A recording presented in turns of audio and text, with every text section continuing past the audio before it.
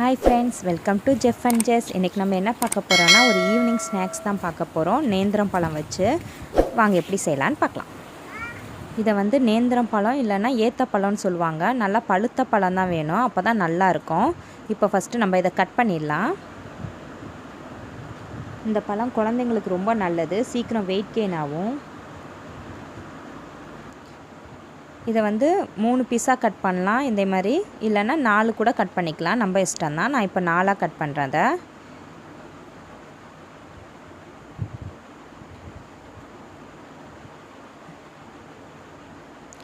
இதே மாதிரி நம்ம எல்லா பழத்தையும் கட் பண்ணி எடுத்துடலாம். கட் பண்ணியாச்சு. இப்போ மாவு ரெடி பண்ணிடலாம். அதுக்கு 150 கிராம் மைதா மாவு சேர்த்துக்கிறேன். தோசை மாவு 1/2 கப் சேர்த்துக்கிறேன். வேணா சேர்த்துக்கலாம், இல்லைனாலும் இது பரவாயில்ல. 2 டீஸ்பூன் சுகர்,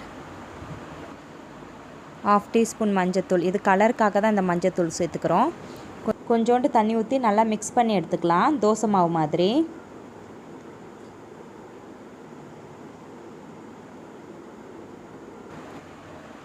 இந்த மாதிரி இருக்கணும், அப்போ தான் நல்லா வரும். இப்போ கட் பண்ணி வச்சுருக்க பழத்தை இந்த மாவில் சேர்த்துடலாம்.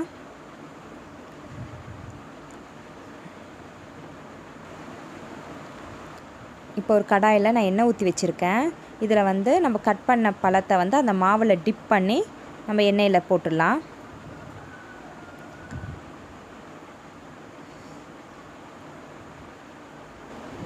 மீடியம் ஹீட்டில் வச்சுக்கோங்க. ஒரு 5 மினிட்ஸ் இருந்தால் போதும். இப்போ நம்ம திருப்பி போட்டுடலாம். இந்த மாதிரி செஞ்சு கொடுத்தா குழந்தைங்களுக்கு ரொம்ப பிடிக்கும், விரும்பி சாப்பிடுவாங்க. அதனால் கண்டிப்பாக ட்ரை பண்ணி பாருங்கள்.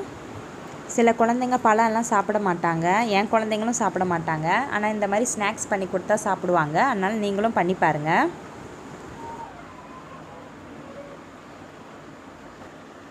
ரெடி ஆயாச்சு, நம்ம இப்போ எடுத்துடலாம்.